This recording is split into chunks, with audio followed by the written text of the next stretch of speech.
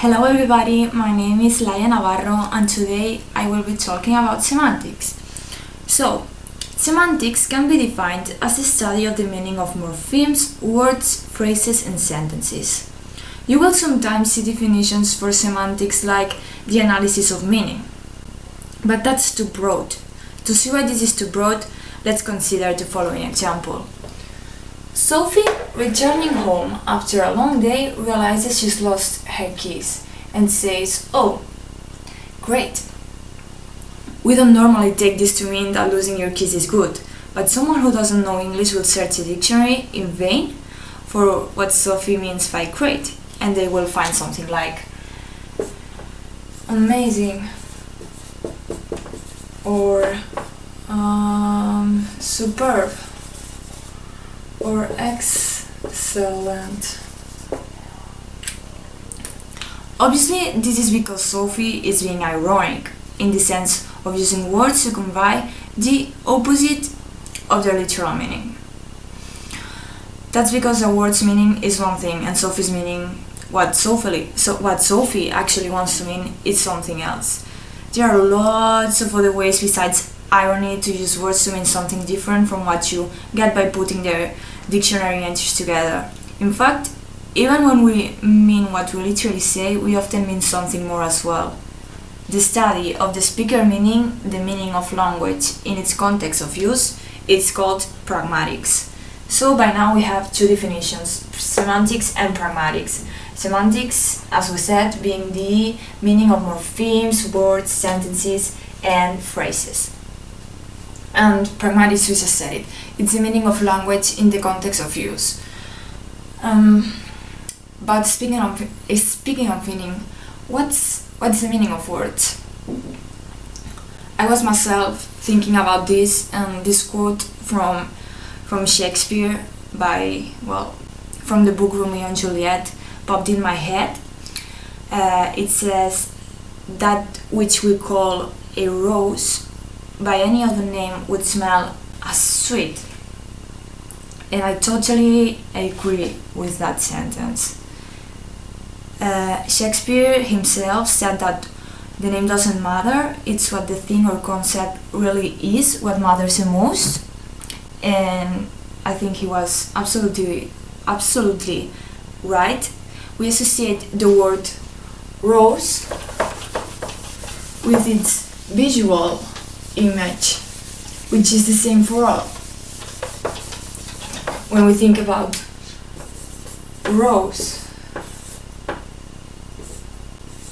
this comes to our head. Well, more or less this, a rose comes to your head. As I was saying, it has to be the same for all. And this is very important, because if it wasn't the same for all, we couldn't really communicate, and communication is the purpose of words. Words wouldn't exist if we didn't want to communicate. And the importance of them being the same for all is because we wouldn't understand what we're saying. If I started to, for example, say flowers instead of glasses, you wouldn't understand what I'm wanting to say by that. So, a new convention for a word is something that it's quite difficult to put in use. But it can happen, and when a new convention for that word is created and it's applied commonly enough in a particular case, then we have a new meaning. This means that when a word is created and it's applied commonly enough, this means by enough people in the same particular case, then it has its new meaning. But speaking of meanings, there's this difference between literal and figurative meaning.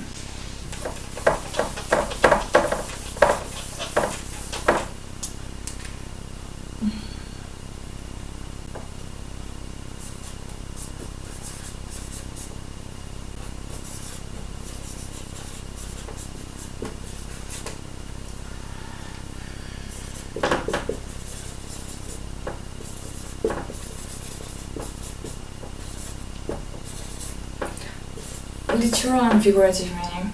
Literal, for example, let's put it into examples because I think that way you can understand it better. Let's see. The swimming pool is full of water. The swimming pool is full of water. This just means that the swimming pool is actually full of water. Full stop. But figurative meaning. I'm fat as a cow. This doesn't mean I'm actually as fat as a cow, but I'm trying to let you know that I'm very big. Not as big as a cow, but very big. So this is the difference. This is what I'm saying. This is the literal form. This is itself. And this is what you have to extract from it. What you have to take in consideration what you're actually wanting to say, not just this. I'm not as big as a cow. I hope. This brings us to another separation of meaning, which is connotation and denotation.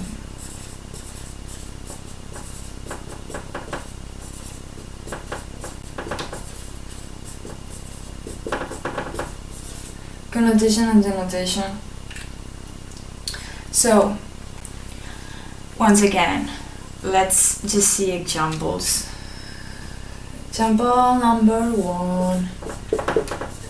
Skinny, thin, slender. These 3 words all mean having less weight on one's body than what might be considered the average, but the connotations differ since the suggested meanings of skinny and thin are often more negative than slender, with skinny being potentially the most negative of them all. Another example, childish.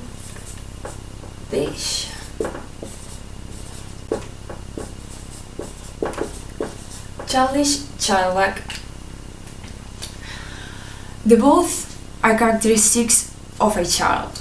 However, childlike suggests innocence or meekness, and childish, on the other side, it suggests immaturity, pettiness, but often the connotation is a result of the context of the word.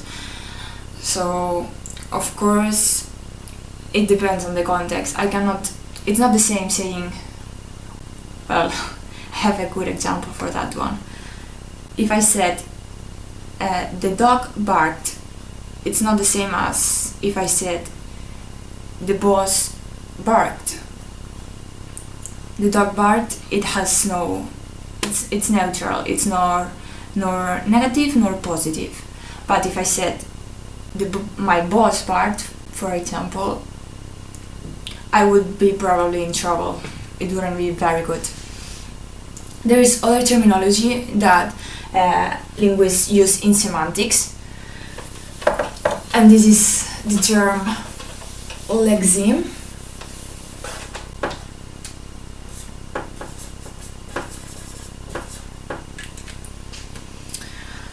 So linguists sometimes use the term lexeme as opposed to word, so that word can be retained for the inflected variants. Thus, no one can say that the words walk, walks, or walked are different forms of the same lexeme.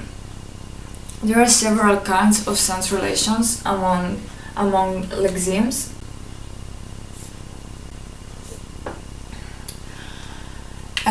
The first is the opposition between syntactic relationships and paradigmatic relations, and then we'll see the paradigmatic relations. Syntactic syntagmatic relations and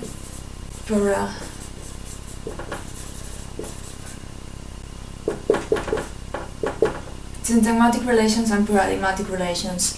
Syntagmatic relations are the way lexemes are related in sentences, and paradigmatic relations are the way words can substitute each other in the same sentence and context. So, we'll see some of the most important. We have synonymy, we have antonymy,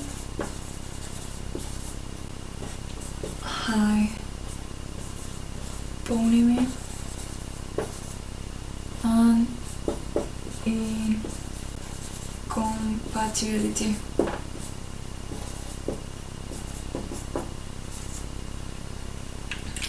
Synonymy, it's sameness of meaning. I think this is pretty clear. It's, for example, road,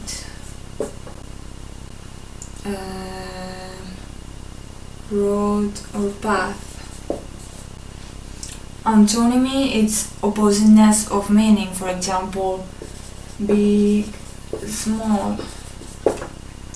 Hyponymy, it's, for example, hyponymy, it's in conclusion of meaning.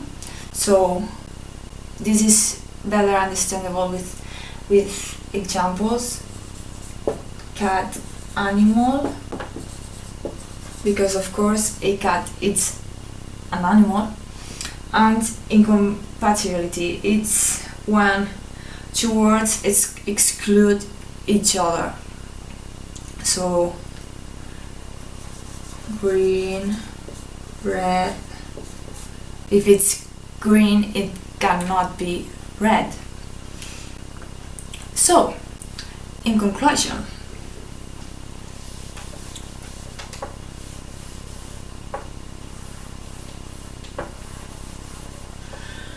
we've seen the difference between semantics and pragmatics. We said that semantics, it's the meaning of morphemes, words, sentences, and phrases, and pragmatics it's the meaning in the way the speaker and its context it wants to address. It's the way the speaker wants to tell you something. Then we saw the literal and figurative meaning. Literal, it's when the words just mean what they mean by themselves. It's just the literal meaning. And figurative, it's when the words have meanings that are not among the literal sense of the phrase. When words you have to interpret them, because you would not understand the whole meaning of it if not. We saw the connotation and denotation relation of words. I kind of see those like if they went like this, don't you do also? In a kind of a way. Denotation, well, excuse me.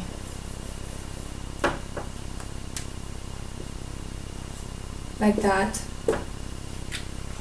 Connotation being the literal, what you could find in the dictionary, and denotation being the figurative, what the words actually suggest to you, which is more personal. The dictionary is not personal at all. And we saw that English use lexemes to refer to words, and that these lexemes could be differenced by syntagmatic relations and paradigmatic relations. And between these paradigmatic relations we have with synonymy, antonymy, hyponymy, and incompatibility. And I think that's all for today. I hope you guys had a good time and you understood it all, and bye.